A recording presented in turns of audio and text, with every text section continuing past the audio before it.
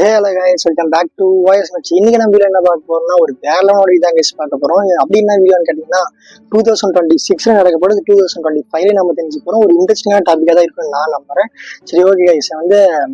இது யார் ப்ரிடிக்ட் பண்ணுது அப்படின்னு கேட்டீங்கன்னா பாபா வாங்க அவர்கள் ப்ரிடிக்ட் பண்ணாங்க. இந்த வீடியோ உங்களுக்கு ரொம்ப பிடிக்கும்னு நினைக்கிறேன். பிடிச்சிருந்தா சப்ஸ்கிரைப் பண்ணுங்க, அப்படியே லைக் பண்ணுங்க, அப்படியே உங்க ஃப்ரெண்ட்ஸுக்கு ஷேர் பண்ணுங்க. ப்ரிடிக்ஷன் நம்பர் 1ல மிஷின் தான் ஹியூமனை கண்ட்ரோல் பண்ணு சொல்றாங்க. ஸோ இந்த டைமுக்கு தூங்கணும், ஸோ இந்த டைமுக்கு முடிக்கணும் அப்படின்னு மிஷின் கண்ட்ரோல் பண்ணா ஓகே. இப்படிதான் பேசணும், இப்படிதான் பழகணும், இவங்க கூட தான் பேசணும், இவங்க தான் லவ் பண்ணணும், இவங்க தான் மேரேஜ் பண்ணணும், A to Z மிஷின் மட்டுமே ஹியூமனை கண்ட்ரோல் பண்ணும் அப்படின்னு சொல்றாங்க. ஸோ அப்படி மிஷின் மட்டுமே உங்களை கண்ட்ரோல் பண்ணுச்சுன்னா உங்களுக்கு பிடிக்குமா அப்படிங்கிறது நீங்க அப்படி கமெண்ட்ல சொல்லுங்க. ப்ரிடிக்ஷன் நம்பர் 2 என்னன்னா யூரோப்ல மிகப்பெரிய ஒரு போர் வரும்னு சொல்றாங்க. ஸோ அந்த போர்னால யூரோப்ல இருக்கிற மக்கள்லாம் அழிஞ்சிடுவாங்க அப்படின்னு சொல்றாங்க. யூரோப்ல இருக்கிற பாப்புலேஷன்லாம் கம்மின்னு சொல்றாங்க. ஸோ 2026ல மிகப்பெரிய போர் யூரோப்ல வருமாங்கிறதையும் மக்கள்லாம் அழிஞ்சிடுவாங்கிறதையும் நம்ம கொஞ்சம் வெயிட் பண்ணி தான் பார்க்கணும். ப்ரிடிக்ஷன் நம்பர் 3 என்னன்னா உலகத்துல யாருமே நடக்கூடாதுன்னு நினைச்சிட்டு இருக்கிற ஒரே விஷயம் தான் தேர்ட் வேர்ல்டு வார். அந்த தேர்ட் வேர்ல்டு வார் 2026ல ஸ்டார்ட் ஆகும்னு சொல்றாங்க. ஸோ எப்படி எதுனாலலாம் தெரியாது, பட் ஆனால் எங்கன்னு தெரியும். எங்க ஸ்டார்ட் ஆகுதுன்னா ஏசியா கிட்ட ஸ்டார்ட் ஆகும்னு சொல்றாங்க. நாம இந்தியா ஏசியாக்குள்ளதான் இருக்கிறோம். ஏசியா கிட்ட ஸ்டார்ட் ஆகும்னு சொல்றாங்க.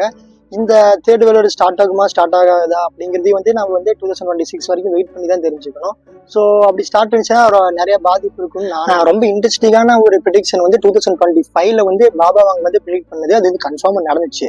அது என்ன ப்ரிடிக்ஷன்னா மெக்சிகோல IVFங்கிற கிளினிக்ல ஒரு 40 வயசான லேடி ட்ரீட்மெண்ட் பாக்குறாங்க. அப்படி என்ன ட்ரீட்மெண்ட் பாக்குறாங்கன்னா அவங்க நேச்சுரலா செக்ஷுவல் மூலியமா குழந்தை பெற்றுக்கணும்னு ஆசைப்படுறாங்க. பட் அது ட்ரை பண்ணி பாக்குறாங்க, முடியல.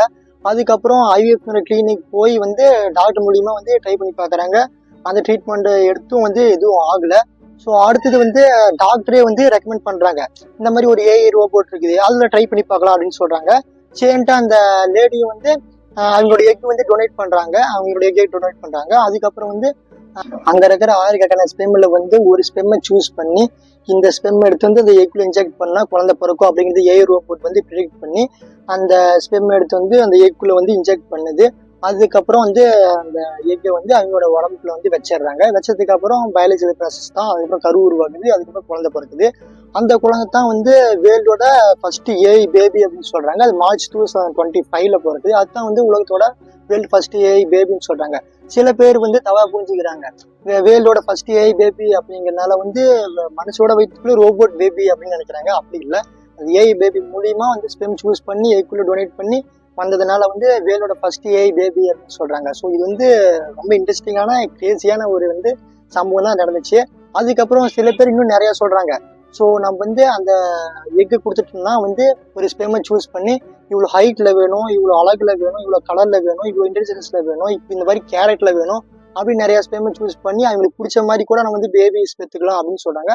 ஸோ இது ரொம்ப இன்ட்ரெஸ்டிங்கான ஃபேக்டா தான் இருக்குதுன்னு நான் நம்புறேன். ஸோ அப்படி உங்களுக்கு இந்த வீடியோ பிடிச்சிருந்தா லைக் அண்ட் ஷேர் சப்ஸ்கிரைப் பண்ணிக்கோங்க. நம்ம வயசு மச்சி எப்பயுமே ஃபாலோ பண்ணி வச்சுக்கோங்க.